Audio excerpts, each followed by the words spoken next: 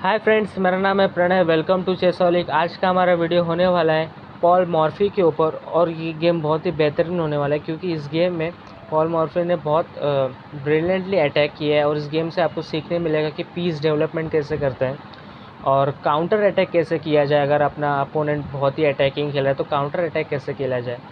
ठीक है, इस गेम से आपको ये सीखने मिलेगा। और इस गेम में अलेक्जेंडर के वाइट पीसेस है और पॉल मॉर्फी के ब्लैक पीसेस है।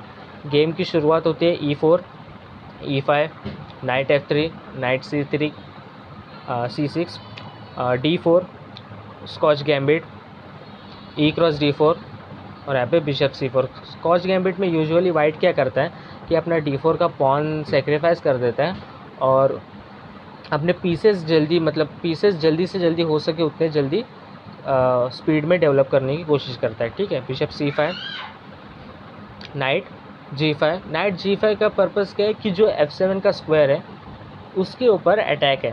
ठीक है, और गैम्बिट में यूजुअली यही होता है कि अटैकिंग गेम खेलता है वाइट। ठीक है, तो यहाँ पे आपको बहुत ध्यान देना है क्योंकि अगर आप गलत कोई भी मूव खेलोगे, गलत डिफेंस करोगे तो आपकी गेम चली जा सकती है। ठीक है, यहाँ पे नाइट G5 के बाद क्या हो रहा है, यूजुअली आपके पास दो रिस्पॉन्स है। एक तो night E5 means night E5 करके एक तो F7 के पॉन को गार्ड कर सकते हो, नहीं तो नाइट H6 करके F7 के पॉन को गार्ड कर सकते हो। ठीक है, इस तरह से आप गार्ड कर सकते हो। ओके, तो यहाँ में से इन दोनों में से आपको करेक्ट वेरिएशन आपको चूज़ करना है। ठीक है, कैलकुलेट करो, आप वीडियो पॉज कीजिए और कैलकुलेट कीजिए। ठीक है, होप आपने वीडियो पॉज किया होगा। यहाँ पे मूव है, करेक्ट मूव तो नाइट H6 है, बट मैं आपको बता देता हूँ कि नाइट E5 करेक्ट नहीं, क्यों इनकरेक्ट क्यों है। फिर नाइट E5 के बाद क्या हो रहा है कि वाइट क्या करेगा, night cross F7, night cross F7, bishop cross F7, king cross F7 के बाद उसके बाद क्वीन H5 मूव है। ठीक है, क्वीन H5 मूव है। ठीक है, क्वीन H5 से क्या हो रहा है कि एक तो चेक भी है और बिशप भी हैंगिंग है। ठीक है, G6 से ऑफकोर्स ब्लॉक करेंगे हम और क्वीन क्रॉस C5। फिर क्वीन क्रॉस C5 होने के बाद क्या हो रहा है कि जो D4 का पॉन है ब्लैक का वो भी चला जाएगा। मतलब मीन्स अगर आप सपोर्ट करोगे उसको तो C7 का पॉन चला जाएगा। ठीक है, तो वो पॉन भी चला जाएगा जो सेक्रीफाइस दिया। तो हमारे पास कोई एडवांटेज नहीं रहेगी, हमारा पीस भी कोई डेवलप नहीं रहेगा। ठीक है, मीन्स हमारा कोई भी पीस डेवलप नहीं है। ठीक है, अपोनेंट के पास कैसल राइट्स भी है, अपना पॉन जो सेक्रीफाइस उन्होंने दिया था वाइट ने वो भी उनके पास चला जाएगा। तो ये पोजीशन मीन्स वाइट के फेवर में चली जाएगी। ठीक है, नाइट अगर हम E5 से सपोर्ट करेंगे तो। ठीक है, बट अगर हम नाइट H6 से सपोर्ट करते जो गेम में हुआ तो यहाँ पे क्या हो रहा है, night cross F7, night cross F7, bishop cross F7, king cross F7, वही मूव होगी। क्वीन क्वीन H5 चेक, वही सिस्टम होगा, वही ट्रिक होगी वाइट की। बट यहाँ पे क्या होगा, हम जब ब्लॉक करेंगे तो क्वीन क्रॉस C5 के बाद क्या हो रहा है कि हमारा एक पीस डेवलप रह रहा है, नाइट F6 डेवलप है पीस, और उसके वजह से ही जो D4 का पॉन है वो भी सपोर्टेड है। तो उससे क्या हो रहा है, ये पोजीशन ना ब्लैक के फेवर में थोड़ी फार आ जाएगी, मीन्स थोड़ी आ जाएगी, क्योंकि हमारा जो ब्लैक का रुक है H8 का वो भी वन मूव में E8 पे आ रहा है। आर्टिफिशियल कैसल भी कर सकते हैं हम। ठीक है, D6 करके क्वीन के ऊपर अटैक करके जो गेम में हुआ, बिशप भी डेवलप कर सकते हैं। ठीक है, इस तरह से हम गेम कंटिन्यू कर सकते हैं। बट यहाँ पे इसी पोजीशन में वाइट की पोजीशन कैसी है, सिर्फ क्वीन ही डेवलप है, कौन सा भी एक पीस भी डेवलप नहीं है, इसलिए ब्लैक थोड़ा स्लाइड बेटर है।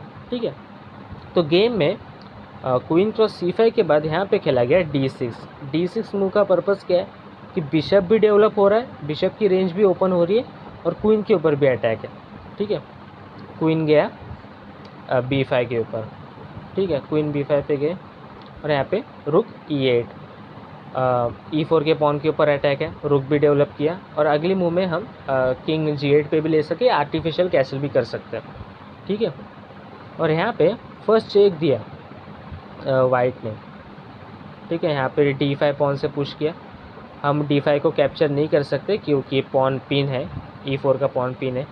ठीक है, इसलिए D5 के बाद क्या हुआ, डबल अटैक हो गया E4 के पॉन के ऊपर, इसलिए F3 से उसको सपोर्ट दिया। यहाँ पे खेला गया night A5।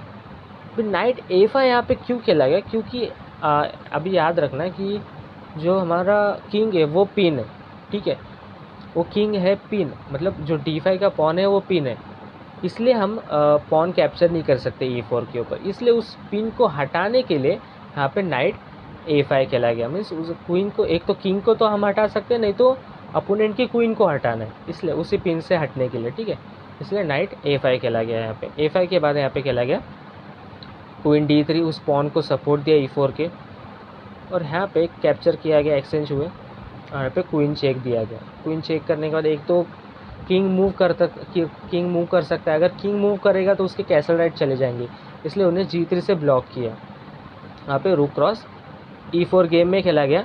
Queen cross E4 भी खेल सकते थे, बट क्वीन क्रॉस E4 के बाद क्या हो रहा है, गेम एंड गेम में चली जाएगी।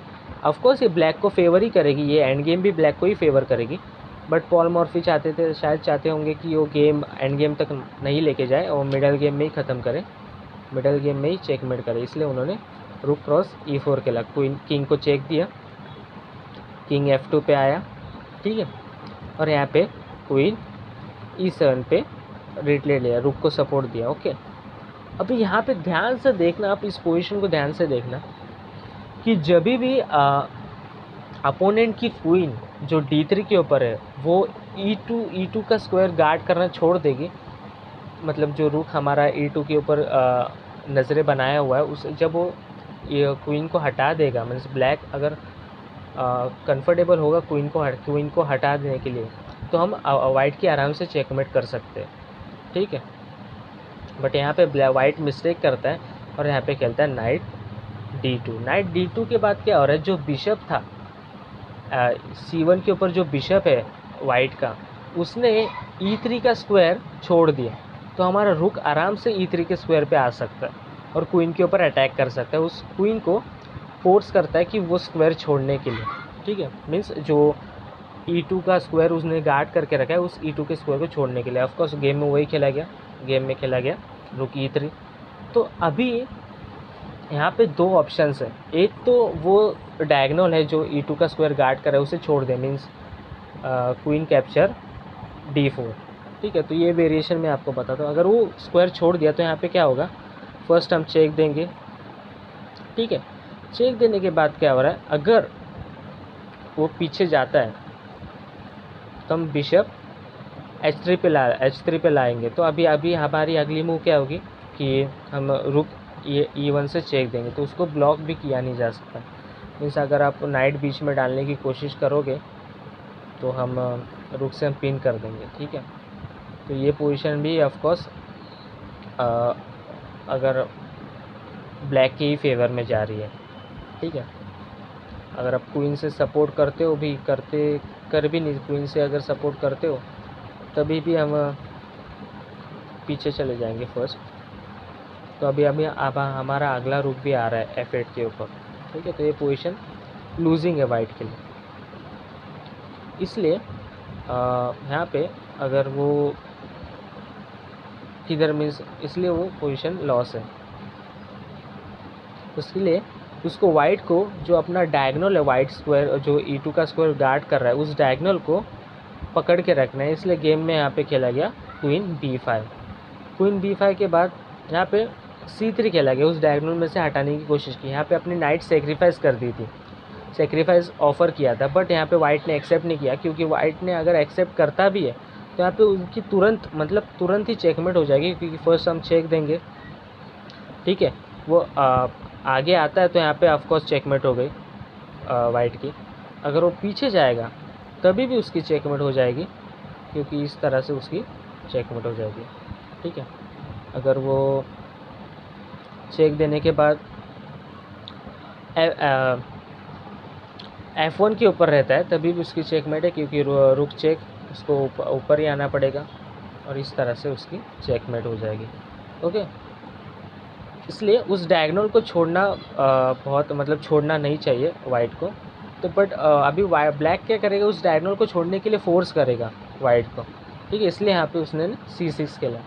C6 के बाद उन्होंने खेला क्वीन F1, उस डायगोनल को छोड़ा नहीं। क्वीन F1 के बाद यहाँ पे मूव आती है बिशप H3। बिशप को भी ऑफ़र किया, क्योंकि अगर बिशप सेक्रीफाइस एक्सेप्ट करते हैं वाइट तो वो डायगोनल छूट जाएगा, और डायगोनल छूट जाएगा तो यहाँ पे उनकी आराम से ही चेकमेट हो जाएगी। ठीक है, यहाँ पे आएंगे चेक, अगर चेकमेट भी नहीं हुई तभी भी उनकी क्वीन चली जाएगी। ठीक है, उनको पीछे जाना पड़ेगा तो ये मूव आएगी। ठीक है, अगर वो पीछे जाते हैं, मीन्स चेक देने के बाद अगर पीछे जाते हैं, मीन्स इस यहाँ पे जाते हैं, तभी भी उनकी क्वीन से चेक देने के बाद यहाँ पे इस तरह से चेकमेट हो जाएगी।